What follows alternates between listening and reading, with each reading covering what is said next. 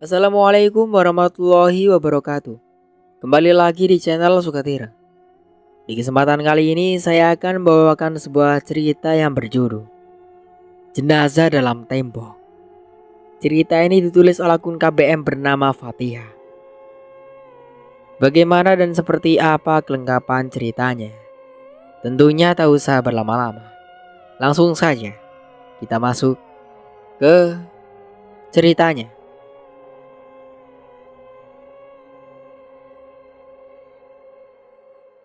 Suara ujung cangkul berbunyi saat dihantamkan pada kontur tanah yang masih belum padat. Tanah itu basah akibat hujan yang sejak tadi tidak berhenti turun. Ada bekas sisa-sisa bunga yang ditabur di atas tanah makam yang masih terlihat segar. Bau harum dari aroma daun pandan mendominasi penciuman. Gundukan tanah semakin lama semakin menipis. Lelaki berumur 29 tahun itu terus saja mencangkul dan membuangnya. Ayunan dari ujung cangkul berulang-ulang dihantamkan terus-menerus tanpa berhenti. Sedikit demi sedikit, tanah yang dia cangkul telah membentuk sebuah lubang seukuran panjang 2 meter dengan lebar 150 cm. Dan dia masih belum terus berhenti menggalinya. Tidak ada yang melihat aksinya. Lelaki misterius itu bekerja seakan tanpa lelah. Terus bekerja walaupun berada di bawah tekanan guyuran hujan dan deras menghantam kepala dan punggungnya. Hujan turun datang sejak tadi bersama dengan tekanan dari angin. Seakan seolah sedang marah melihat aksi dari lelaki misterius itu. Sambaran petir sesekali menghantam ke tanah. Tidak jarang hantaman tersebut membentuk lubang sebesar telunjuk jari. Namun, lelaki berkaos biru tersebut sedikit pun tidak merasa gentar melihat kondisi alam yang tidak bersahabat. Dia tetap terus bekerja seolah tidak peduli dengan ataupun resikonya yang akan dihadapinya. Sore itu, tidak ada yang melihat aksinya, kecuali kawanan anjing yang berjumlah 8 ekor, yang saat itu sedang berteduh di samping rumah tua kosong, tidak berpenghuni. Kawanan anjing itu bertanya-tanya, apakah gerangan yang dilakukan oleh manusia tersebut? Bukankah di bawah tanah yang digalinya saat ini sedang terbujur kaku sesosok jenazah yang tidak berdaya? Mata anjing-anjing itu tampak begitu awas. Sesekali mereka terlihat takut serta cemas. Hantaman dari ujung cangkul mengenai tanah. Suaranya dapat terdengar begitu jelas di telinga mereka. Air keringat yang asin bercampur dengan hujan menjadi satu. Namun lelaki itu masih saja tidak peduli. Derasnya hujan terus-menerus turun bersambut, bersamaan dengan gelegar suara petir yang terus menjerit di atas langit. Kawanan anjing yang sejak tadi memperhatikan aksi yang dilakukan lelaki misterius tersebut memilih untuk lari daripada melihat apa yang akan terjadi setelahnya. Lelaki aneh itu terus saja menggali makam. Di dalamnya sedang terbujur kaku sesosok jenazah seorang lelaki yang usianya sudah berumur 59 tahun. Jenazah lelaki itu baru saja dikuburkan siang tadi oleh sanak keluarganya.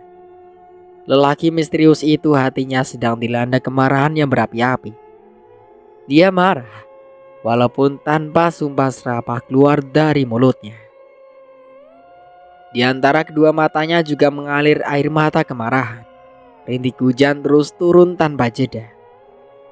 Sesekali lelaki itu tertawa, kemudian tak lama setelah itu dia menangis.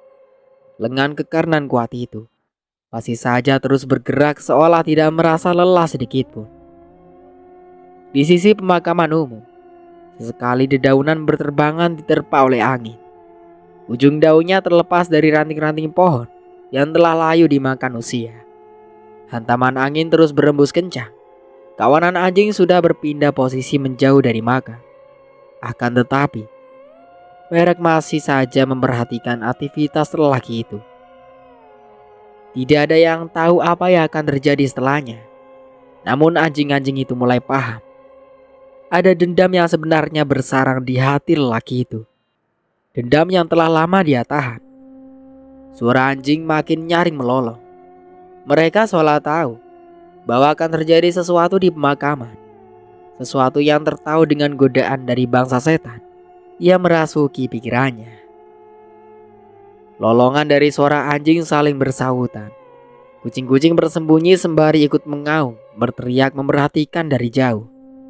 Mereka coba mengingatkan manusia bahwa seseorang telah berlaku mengerikan. Akan tetapi sepertinya tidak ada satu orang pun yang paham maksud dari para binatang itu. Pukul 5 sore di komplek kuburan yang jauh dari pemukiman warga. Tidak ada warga yang keluar dari rumah lantaran cuaca yang tidak ramah. Angin kencang terus berembus tanpa henti. Sesekali kadang kilatan petir pecah seakan merobek permukaan langit. Penggalian tanah makam dilakukan secara terus-menerus, berlanjut tanpa henti. Lelaki berbaju biru tersebut membuka baju kaosnya yang berlumuran dengan tanah liat. Sesekali lelaki misterius tersebut sempoyongan karena lelah. Akan tetapi, kedua tangannya tetap kokoh tanpa mau melepas gegang cangkul dan terus-menerus bergerak tanpa jeda. Akhirnya, kamu akan menerima pembalasan dariku. Lelaki misterius itu berucap sendiri. Kain putihnya membungkus jenazah, sedikit demi sedikit menyembul dari balik tanah yang basah. Lelaki itu mengangkat balok kayu sepanjang setengah meter yang digunakan sebagai pembatas antara tanah dan tubuh jenazah. Dalam kuburan itu beristirahat jasad seorang lelaki dari keluarga kaya yang dulu pernah menjadi tuannya. Kebencian terhadap lelaki itu berawal dari sakit hati yang dia pendam selama 2 tahun lamanya. Setelah mendapatkan jenazah tersebut, lelaki misterius itu membuka kain kafan yang telah berlumur dengan tanah basah. Ada sesosok tubuh terlihat pucat. Kulitnya berwarna putih kebiru-biruan. Semakin melihatnya, malah semakin dalam dendam dalam dirinya. Dahulunya lelaki itu terlihat gagah.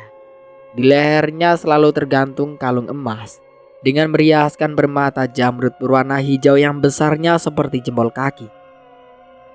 Di pergelangan tangannya selalu terpasang jam mahal keluaran brand luar negeri. Dan di jarinya juga melingkar cincin emas berwarna putih. Namun semua benda berharga tersebut kini telah tiada.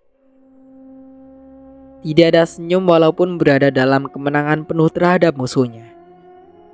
Wajah yang dipandanginya semakin lama semakin terlihat memuakan. Tidak ada rasa kasihan ataupun rasa iba. Kemarahannya justru semakin memuncak ketika mengingat kembali semua apa yang pernah dilakukan orang itu dahulu pada dirinya dan keluarganya. Wajah lelaki misterius itu berubah memerah, tatapan penuh kebencian. Dan rasa marah kini semakin memuncak. Tangannya marah itu menggenggam kuat gegang cangkul dan siap menghantam wajah jenazah. Apa yang hendak dilakukannya diurungkan sejenak. Telapak kakinya dia taruh di atas wajah jenazah tersebut. Cuy! Lelaki misterius tersebut meludah wajah jenazah. Dia marah dan jengkel. Namun ada rasa ingin menangis. Betapa dia sangat membenci lelaki yang sudah tidak bernyawa itu. Apa hebatnya kamu sekarang, ha? Lelaki misterius itu berteriak, memaki dengan suara lantang.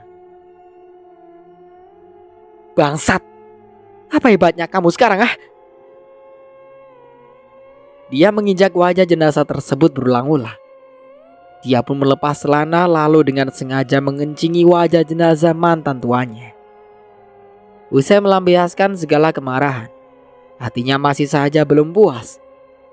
Lelaki yang diliputi dendam itu terus menginjak wajah jenazah berulang-ulang. Benci tetaplah benci. Apa yang telah diperbuat pada jenazah itu tidak juga mengakhiri kebenciannya. Oleh karena dendam yang tidak berhenti, dia pun mengangkat ujung cangkul lalu dengan beringas memukul wajah jenazah tersebut sampai berulang kali. Wajah jenazah itu menjadi rusak, pecah, dan hancur. Usai melakukan aksinya, lelaki misterius itu tidak mengembalikan kuburan mantan tuanya. Dia membiarkan makam tersebut terbuka lebar. Lelaki itu berteriak marah. Dia seolah baru saja mendapatkan ketenangan hati serta kemenangan. Dia tertawa kegirangan. Akhirnya kini dia bisa membalas segala kejahatan yang dahulu pernah dilakukan oleh jenazah itu terhadap dirinya. Baginya orang jahat ini harus menderita, dan karena dahulu semasa hidup dia tidak bisa membalas, namun kini pembalasannya terbayarkan sudah. Belum puas merusak dan menghancurkan wajah jenazah, lelaki misterius itu pun naik ke permukaan kuburan, kemudian mengambil parang yang sejak tadi telah dia siapkan. Lalu dia pun dengan beringas menebas, memotong serta memutilasi tubuh mantan tuannya. Usai membalaskan dendamnya, dia pun pergi dari area pemakaman. Dia mengambil sepeda motor butut keluaran tahun 2011 yang diparkir di depan pagar makam dan berjalan dengan santainya dalam keadaan puas serta rasa bahagia. Bibirnya bersiul. Sesekali dia pun bernyanyi. Akhirnya, kini dia bisa tertawa bahagia penuh rasa kemenangan. Hari semakin menanjak gelap. Hujan belum juga mau reda. Jalanan sudah mulai dipenuhi oleh air yang terus merembes ke tengah jalan. Parit-parit kecil pada sisi kanan dan kiri yang sudah tidak mampu lagi menahan volume air yang hujan yang terus meningkat. Jalanan mulai digenangi air setinggi mata kaki. Lelaki yang baru saja melakukan tindakan keji telah puas melampiaskan dendam. Dia pun berlalu, berjalan pergi meninggalkan makam. Langkahnya berjalan semboyongan. Nafasnya naik turun akibat lelah. Otot-otot tangan dan kakinya terasa kencang akibat rasa lelah. Lelaki itu mengambil golok dan cangkul, lalu mengikatnya pada belakang jok motor Honda Supra keluaran tahun 2011. Usai mengikat pekakasnya, dia pun lalu menginjak pedal starter lalu menarik gas motor bebeknya. Sepanjang perjalanan, sesekali dia tertawa mengikik. Hatinya terasa lapang bahagia bercampur sedih. Bahagianya karena bisa balas dendam. Sedih jika mengingat apa yang telah terjadi dengan dirinya beberapa tahun silam. Namun raut wajah yang mengikuti suasana hati berubah-ubah emosinya dengan cepat. Entah setan dari mana yang telah datang menggoda pikirannya. Tiba-tiba saja, lelaki itu hatinya kembali diliputi rasa dendam. Apa yang baru saja dilakukannya masih belum membuatnya puas. Dia tetap tidak bahagia, walaupun sudah melampiaskan segala dendam yang bersarang dalam hatinya. Sekarang dendam itu justru semakin menjadi-jadi. Pikirannya melampaui jauh hendak membalas semua rasa sakit yang pernah dideritanya. Dia memiliki pikiran hendak melampiaskan rasa marah dan dendam pada anak dan istri serta cucu musuhnya.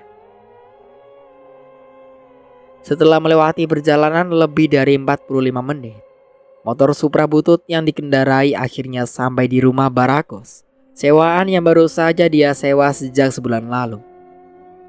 Rumah Barakos adalah rumah kecil yang bersusun bersebelahan saling berdempet tembok. Barak ini terdiri dari 2 blok. Setiap blok tersusun 8 pintu.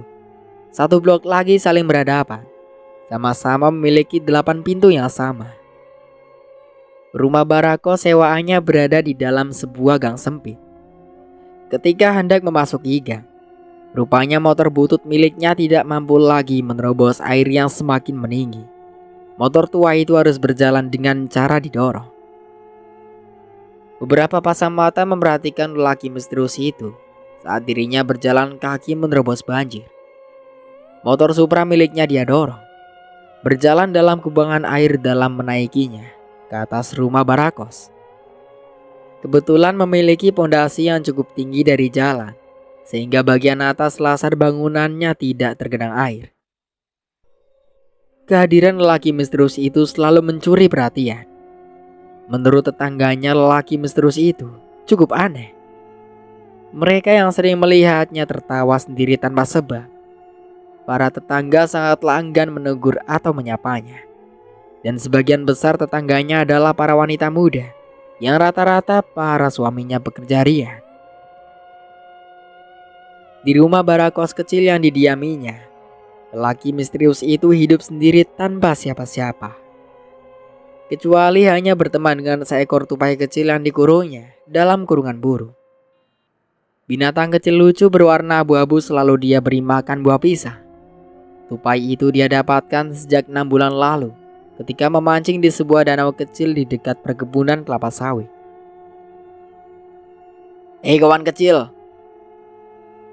ucapnya, sembari menjatuhkan buah pisang ke dalam kurungan plastik berwarna hijau yang menggantung di dalam ruang tamu. Pakaian dikenakannya masih dalam kondisi basah. Nafasnya naik turun. Lelaki misterius itu menjatuhkan tubuh kurusnya di atas kasur kapuk setinggi 15 cm. Dia tertawa tanpa sebab.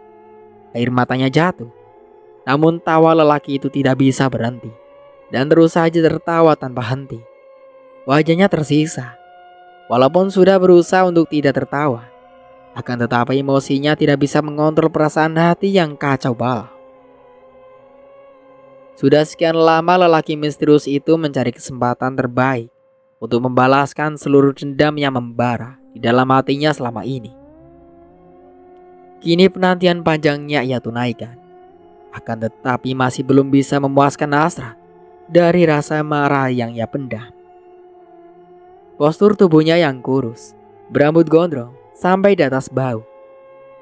Di atas bibir tepat di bawah hidung, terlihat sebuah bekas jahitan.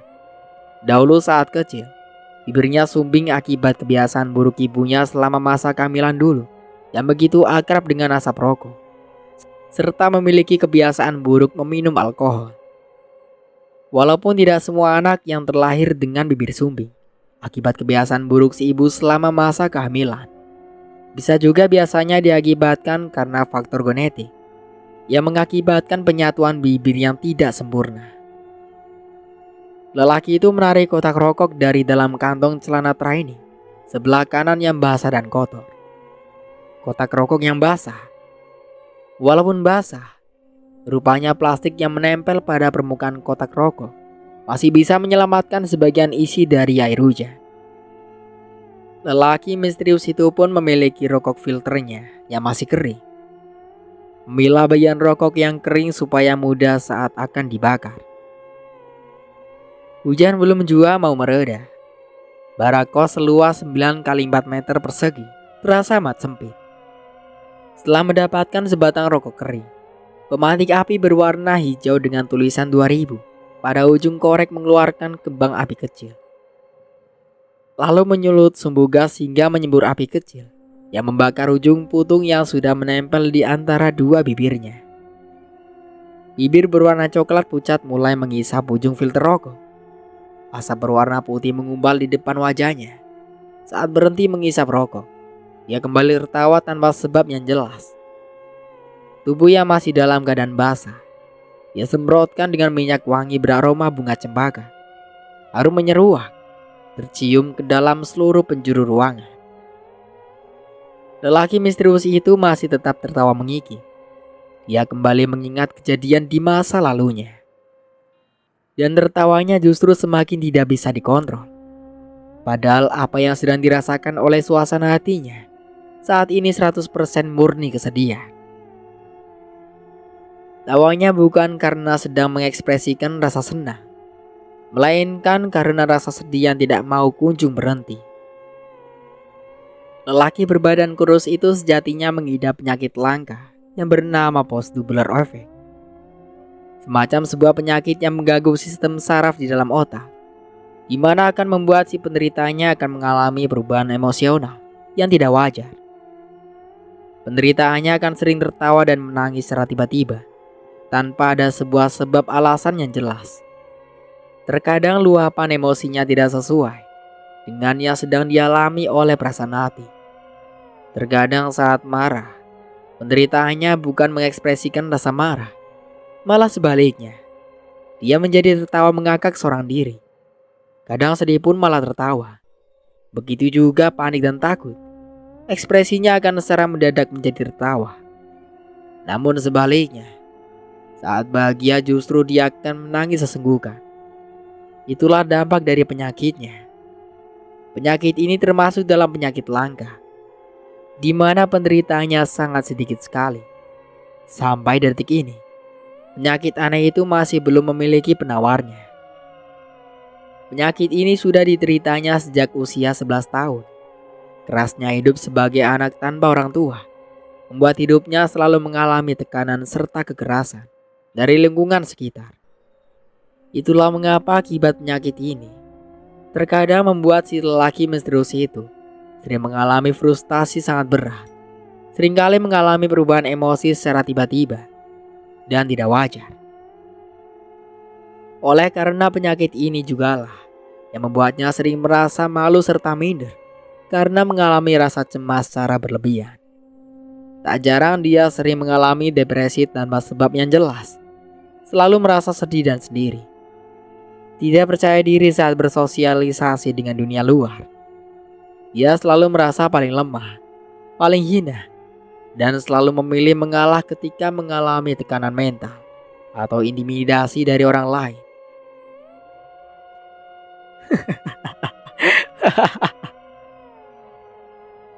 Lelaki misterius itu terus saja tertawa di kamarnya.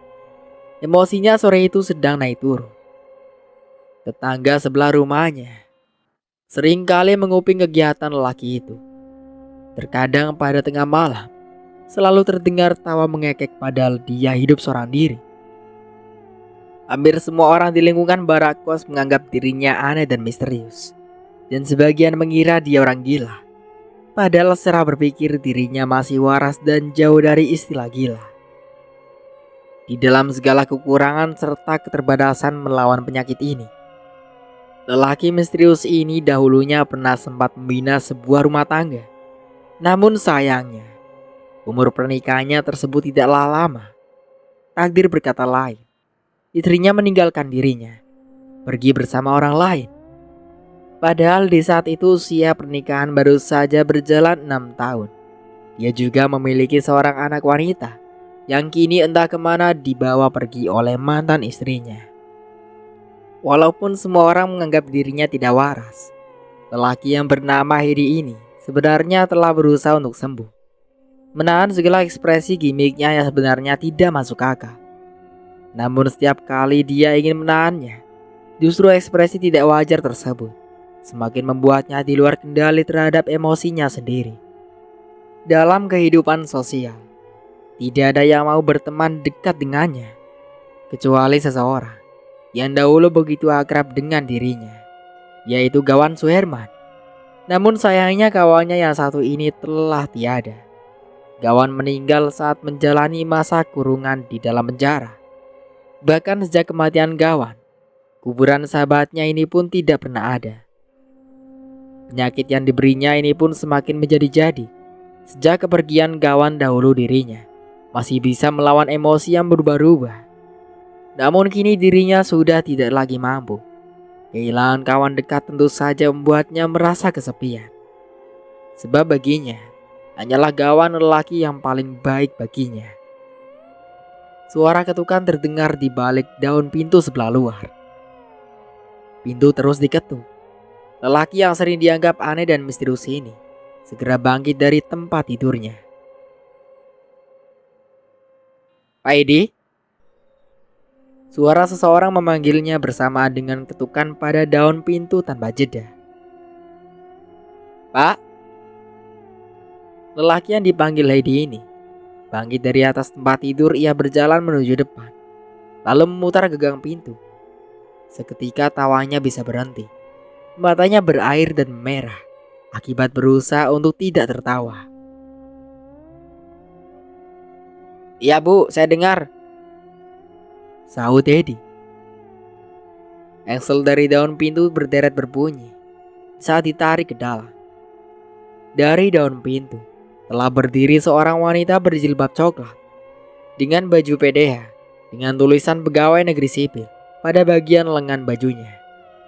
Wanita yang sedang mengetuk rumahnya sore ini ternyata adalah pemilik dari barak kos rumah yang saat ini didiami Heidi. Wajah wanita itu terlihat basah akibat air hujan yang langsung mengenai wajahnya. "Silakan Bu," sapa Heidi. Dia menarik daun pintu lebar. Wanita pemilik barak kos ini pun menolak untuk masuk. Atapnya nggak bocor, Pak. Hedi menggeleng. Dia pun segera mematikan rokok yang sejak tadi dihisapnya. Enggak, Bu. Rumahnya baik-baik aja kok. Balasnya lelaki tanpa keluarga ini, menjawab dengan sangat baik. Pak, sebelumnya saya mohon maaf mengenai sewa rumah Bapak ini. Minggu depan kan sudah habis masa sewanya. Pas genap 1 bulan. Hedi memperhatikan gerak bibir wanita yang saat ini sedang berdiri persis di hadapannya. Seperti ada bahasan yang teramat penting yang ingin disampaikan.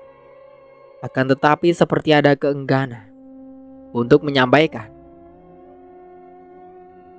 Jadi, mohon maaf sekali lagi.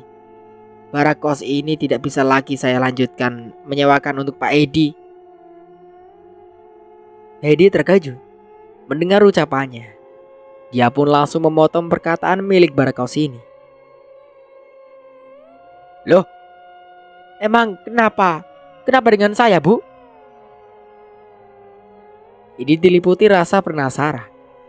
Apalagi selama ini dirinya telah bekerja sebaik mungkin agar tidak pernah telat membayar sewa rumah. Aduh, gimana ya, Pak? Sebenarnya saya itu nggak enak kalau harus bicara jujur, tapi juga penting. Saya enak gak enak ya saya harus sampaikan pada Bapak. Gak apa-apa, Bu. Saya tidak apa-apa. Saya hanya penasaran sebenarnya ada apa dengan saya. Begini, Pak. Saya ini mendapatkan banyak sekali keluhan dari ibu-ibu yang mengontrak barakos saya. Mereka bilang sama saya, sebenarnya mereka takut bertetangga dengan Bapak. Sekali lagi saya mohon maaf sama Bapak Edi bila saya harus mengatakan seperti ini. Loh, kenapa, Bu? Pasti semua menganggap saya gila. Ibu tahu kan penyakit saya? Saya ini gak gila, ucapnya. Iya, Pak. Saya paham soal itu. Saya tahu penyakit Bapak. Hanya saja mereka bilang takut. Padahal saya sudah menjelaskan ke mereka soal penyakit Bapak yang sering tertawa sendiri. Hedi yang saat itu mendengar ungkapan ibu pemilik barakos, hatinya mendadak menjadi sedih. Rasa ingin tertawa tiba-tiba saja lahir kembali. Dia pun yang merasakan keinginan itu berusaha untuk menahannya. Namun dirinya tidak kuasa. Hedi menutup mulutnya serapat mungkin. Dorongan untuk tertawa terasa kuat, sehingga tidak bisa lagi untuk ditahan. Air mata keluar, dirinya sudah berusaha untuk tidak tertawa. Namun dorongan itu justru semakin kuat. Dia pun akhirnya tak kuasa menahan, lalu tertawa lepas. Wanita pemilik kos ini sebenarnya menyimpan rasa kasihan melihat kondisi psikologis Hedi yang berat. Namun apa dayanya, dia harus mengambil keputusan ini karena semua sepakat ingin Hedi yang pergi atau mereka semua yang pindah dari barakosnya. Mohon maaf, Pak, ucapnya. Dia pun berbalik badan meninggalkan Hedi yang terus saja tertawa di belakangnya. Sebenarnya cukuplah sedih, merasa tidak tega. Wanita yang bernama Melisa ini pun harus memilih bahwa inilah keputusan terbaik, yaitu meminta Hedi untuk keluar dari barakos miliknya. Dia memang harus mengambil pilihan ini, sebab dia juga membutuhkan penghidupan yang layak untuk anak-anaknya. Fisik Hedi yang kurus, dengan mata bulat di bawah alis, tatapan mata tajam, memang akan membuat siapa saja yang melihat akan merasakan aura takut. Akan tetapi pemilik kos yang tidak lain adalah rekannya di rumah sakit, mau tidak mau harus mengutarakan ini padanya. Wanita pemilik kos ini bernama Melisa. Barakos 16 pintu ini sebenarnya milik mertuanya, yang mendapatkan tanah dan bangunan ini lantaran warisan dari suami. Tapi sayang, suaminya telah meninggal dunia sejak beberapa bulan yang lalu. Tentu saja sebagai wanita single parent, Melisa harus berjuang sendiri menghidupi keluarga. serta menjaga usaha keluarga yang dahulu dirintis oleh kedua mertuanya, tetap hidup dan menghasilkan pundi-pundi keuangan untuk membayar kebutuhan air PDAM dan membayar kelebihan tagihan listrik. Banjir akibat air hujan yang tidak kunjung berhenti, kini volumenya sudah di atas mata kaki, membuat wanita yang berumur 35 tahun ini bersegera pulang sebab ia meninggalkan kedua anaknya di rumah. Gelegar suara petri membangunkan anak bungsunya yang tadi sempat tertidur pulas saat ditinggalkan di atas ayunan kain. Melisa mengganti pakaian dinasnya yang basah kuyup, melepas baju PDH dan mengganti dengan daster tipis berwarna hijau tua. Ibu muda ini lalu meraih anaknya yang menggendong supaya hati anaknya menjadi tenang. Pukul 5:30 sore, suara azan mulai terdengar dari kejauhan. Lalu suara seruan sholat saling saut menaut dari berbagai suara-suara dan masjid dari segala penjuru kota Sampit. Di dekat rumah Melisa, memang ada surau kecil, tempat di mana biasanya warga terutama kaum lelaki biasa aktif untuk sholat di sana. Dari corong toa yang dipasang di atas menara berwarna kuning putih, terdengar suara panggilan azan yang ikut bersambut, mengabarkan waktu perintah sholat telah sampai. Surau kecil yang terletak di sisi jalan besar ini juga tidak luput dari banjir. Lantai keramiknya mulai kebasahan. Karpet-karpet serta sejadah diangkat pada tempat yang lebih tinggi agar tidak terendam dan rusak. Sejak itu, surau ini tidak dapat digunakan untuk sholat karena air banjir telah merendam sebagian lantainya. Walaupun surau senja ini tidak bisa digunakan untuk aktivitas sholat karena lantainya sama sekali tidak bisa digunakan untuk beribadah. Akan tetapi takmir tetap menunaikan tugasnya agar azan tetap dikumandangkan. Sebagai wanita yang berstatus janda, Melisa hanyalah hidup bertiga dengan kedua anak laki-lakinya. Wanita ini mengambil mukena yang digantung di atas pintu. Suaranya pelan. Dia berdiri mengarah pada kiblat. Anak bungsunya yang tadi sempat bangun, ini kembali tertidur pulas lagi di sisinya. Sedangkan satu anak laki-lakinya lagi sibuk bermain game di ponsel. Rumah yang didiami Melisa ini cukuplah besar, memiliki 4 kamar, dengan kamar mandi masing-masing di setiap kamarnya. Rumah besar ini sebenarnya milik mertuanya. Sedang rumahnya dahulu bersama suaminya sudah ia jual sejak dia dan suami mendapatkan jatah rumah warisan bersama dengan rumah barakos 10 pintu yang saat ini sedang dikelolanya. Rumah besar berlantai marmer ini sejatinya dibangun dengan lantai pondasi yang tinggi sehingga sampai detik ini, meskipun ada banjir, tetap masih belum bisa masuk ke dalam rumah. Mulut Melisa bergerak mengiring doa dalam setiap gerakan ibadah. Air mata berlinang di saat dalam sholat ia lagi-lagi teringat almarhum suaminya. Namun apalah daya, bahwa setiap manusia memiliki masa umur kadaluarsa dan memiliki akhir dari setiap dunianya masing-masing. Hedi, lelaki yang sore tadi membongkar kuburan ini, dirinya kini menangis jadi-jadinya. Hatinya benar-benar terasa sakit dan kecewa. Dia ingin mengekspresikan marahnya dengan berteriak, sembari mencabik-cabik kasur kapuk dengan pisau dapur sepanjang 15 cm. Debu kapuk bertebaran ke seluruh penjuru ruangan kamar. Dia yang marah coba melampiaskan segala isi dalam hati. Hedi benar-benar tidak bisa menahan marah, walaupun sudah sekuat mungkin menahannya. Namun tetap saja, air mata bersamaan suara gelagak tawa dan terkadang teriakan keluar dari mulutnya. Tetangga yang bersebelahan dinding dengan barakos yang didiami oleh Hedi coba menguping. Ia mencoba mencari tahu dengan cara menempelkan telinga pada tembok. Apakah yang saat ini sedang diperbuat oleh tetangga anehnya? Barakos ini penghuninya, kebanyakan penyewanya adalah orang-orang yang sudah berkeluarga. Pemiliknya begitu selektif dalam menerima penyewa. Dengan syarat utama, mereka harus berkeluarga, kecuali Hedi. lelaki ini tanpa pengecualian sebab Melisa sangat mengenal laki ini. Karena dia juga bekerja di rumah sakit yang berprofesi sebagai seorang panimbayar. Tentu saja Melisa sangat mengenal karakter dan sifatnya, yang menurutnya baik dan pantas untuk ditolong. Itulah mengapa dia mengizinkan Heidi menyewa salah satu barakos miliknya.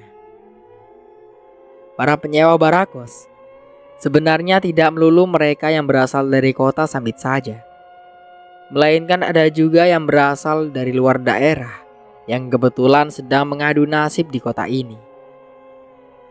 Kebanyakan mereka berasal dari keluarga dengan ekonomi menengah ke bawah, atau keluarga yang baru membina rumah tangga dan mencoba untuk hidup mandiri. Para keluarga yang mendiami rumah bara, tidak semuanya mereka berasal dari orang yang memiliki setara ekonomi yang rendah. Bahkan di antara mereka ada sebagian yang hidup berkecukupan, memiliki mobil, motor, dan segalanya. Sebab rumah barakos rata-rata dibangun dengan fasilitas yang memang ideal untuk keluarga muda yang ingin hidup mandiri. Segala fasilitas yang disediakan barakos ini cukup lengkap. Memiliki kamar mandi sendiri, lingkungan pergaulan sendiri, jalur lampu sendiri, PDAM sendiri. Hanya saja setiap rumah hanya difasilitasi ruangan satu kamar dengan satu ruang tamu. Meskipun murah, namun simpel, praktis, dan tetap nyaman. Heidi berteriak sekencang-kencangnya. Sebagian tetangga mendengar teriakan darinya, namun mereka masih tetap memaklumi. Apalagi sebentar lagi Heidi memang akan pindah dari lingkungan rumah ini, seperti keinginan mereka yang sudah menyampaikannya pada pemilik barakos. Sudah pukul 10 malam, hujan belum kunjung reda. Banjir sudah mulai masuk melalui celah bawah pintu. Rumah barak ini mulai kebanjiran. Air perlahan masuk dan menggenangi lantai. Aktivitas seperti ini sangatlah tidak nyaman, sebab mereka harus selalu mewaspadai banjir yang akan merendam berkakas di dalam rumahnya. Heidi tidak memperdulikan banjir yang sudah masuk ke dalam rumah. Lelaki pemarah ini justru berpikir untuk tidur saja. Dirinya menyiapkan kasur sembari mengikat pergelangan kaki kiri pada kusen pintu kamar. Sebab selama beberapa kali tanpa disadari, Heidi sering terbangun di tempat lain. Tidurnya benar-benar sangat tidak wajar. Berjalan atau kemanapun tanpa sedikit pun dia tahu apa yang terjadi dengannya pada malam hari. Kantuk perlahan sudah datang mendera mata. Heidi tidur dalam keadaan sedih. Seketika matanya tertidur. Namun anehnya, saat bangun dia sudah berada di suatu tempat yang berbeda. Menurutnya ini sangat aneh, dia bermimpi aneh. Dalam mimpinya dia melihat Gawan mendatanginya. Heidi yang rindu pada sahabatnya merasakan sebuah pelukan hangat. Gawan merangkulnya hingga membuat lelaki ini mulai merasakan ketenangan. Apa yang harus aku perbuat, Bang? Semua tidak menyukaiku. Aku diusir dari tempatku tinggal. Mereka mengatakan bahwa aku ini gila. Gawan hanya diam. Dia mengusap wajah Heidi, lalu tubuhnya melepuh seperti cairan kental dan berjatuhan ke tanah. Namun menjadi aneh, dalam mimpi Heidi sama sekali tidak merasakan sedikit pun perasaan takut. Dia justru tertawa sampai mengakak. Suara gedoran dari pintu depan membuatnya harus terbangun di tengah malam. Heidi yang sebagian kulitnya berkeringat menyadari telah ada seseorang yang menggedor rumahnya di tengah malam. Dia yang masih belum sadar sepenuhnya segera melepas ikatan tali pada kaki. Heidi segera keluar ruangan depan mencari tahu siapa gerangan yang menggedor rumahnya di tengah malam begini. Pintu dibuka. Suara engsel berderet berbunyi. Lelaki berotot dan berbadan besar berdiri di depan pintunya. "Pak Mayan?" tanya Heidi. "Pak, bisa nggak sih nggak berisik? Saya itu punya anak kecil. Kalau bapak selalu bikin gaduh, kapan kami bisa istirahat?" Heidi yang mendapati bendakan itu cukup terkejut. Belum pernah dalam hidupnya dibentak orang. di tengah malam seperti saat ini. Tidak ada sepatah kata pun yang bisa keluar dari mulut Edi. Dengan tiba-tiba saja, dirinya merespon dengan tertawa mengakak di hadapan lelaki yang bernama Pak Mayan. "Saya kasih saran Pak ya, sebaiknya Bapak ikat mulut Bapak itu dengan kain supaya tidak mengganggu tetangga." Edi hanya bisa mengangguk. Dia terus tawa tanpa tahu kapan bisa berhenti. Selepas tetangganya pergi, dia pun kembali ke dalam kamarnya. Kali ini tawanya berhenti. Dia bisa menangis sesenggukan, mengikuti irama hatinya. Edi memeriksa lemari pakaian plastik yang berada pada pojok kamar. Dia pun mengambil sarung berwarna hitam, lalu mengikat mulutnya agar tidak lagi bisa tertawa. Edi menjerat mulutnya sendiri. Jangankan untuk tertawa, untuk berbicara saja kali ini dia sulit. Penyakit yang dideritanya benar-benar telah menjadi petaka bagi hidupnya. Bahkan dalam keadaan tidur saja, dirinya masih selalu tertawa. Langit malam itu kini telah lelah menumpahkan airnya ke bumi. Daun-daun pisangnya banyak sekali, terdapat di pinggiran pemakaman umum. Malam itu mulai mengering dari sisa air hujan yang turun. Kawanan anjing yang sore tadi melihat kuburan dibongkar oleh seorang laki misterius, kini mereka mendatanginya kembali. Walaupun sore tadi sempat ketakutan, namun anehnya kawanan ini seakan memiliki rasa penasaran, juga layaknya manusia.